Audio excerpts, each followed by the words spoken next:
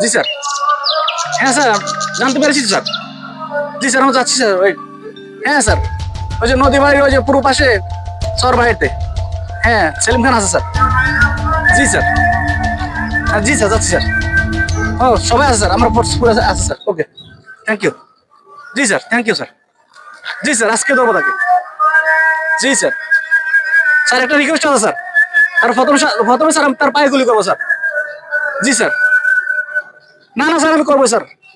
Okay, thank you sir. Alim সাহেব, sir. জি sir. এই যে বারিশা পার্কে যে সেলিম খানে আর সারে যে গোলাগুলিটা হইলো, আপনি তখন স্যার। কোথায় ছিলেন? স্যার আমি একটু পাশে ছিলাম। হ্যাঁ। তো আমি যখন গেছি তখন যাই দিয়ে আমাদের খান সাহেব পরে রয়েছে, আর সেলিম খানের দৌড়ে পালিয়ে যাচ্ছে।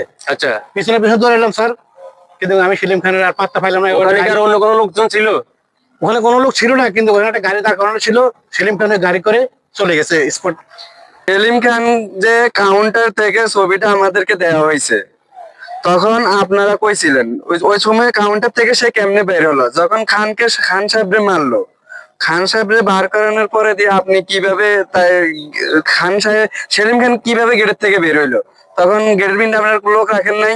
আপনি যে কথাটা বলছেন, ওখানে তো শুধু খালি আমরা একা ছিলাম না, ওখানে তো গেটম্যান ছিল, ওখানে সিকিউরিটি গার্ড ছিল, ওরা ছিল ভিতরে। প্রতিমধ্যে সেলিম খানের সাথে আমাদের খান সাহেবের সাথে এই পর্যায়ে স্যারও যখন আমি যখন দেখলাম যে স্যারে পড়ে গেছে, তখন আমি দৌড়ে আসলাম। আসে দেখি যে আমাদের স্যার পড়ে রয়েছে, সেলিম খান দৌড়ে পালিয়ে যাচ্ছে। ঠিক আছে, প্রতিমধ্যে আমি পিছনে পিছনে তারা আমি দৌড়াচ্ছি, কিন্তু সে ওখানে একটা গাড়ি দাঁড় করানো ছিল, ওই গাড়ি করে সে স্পট আচ্ছা, ঠিক আছে, উঠে গেছে। ঠিক আছে, উপরে চলো, আমরা দেখতেছি ব্যাপারটা কি হইতেছে। Okay sir.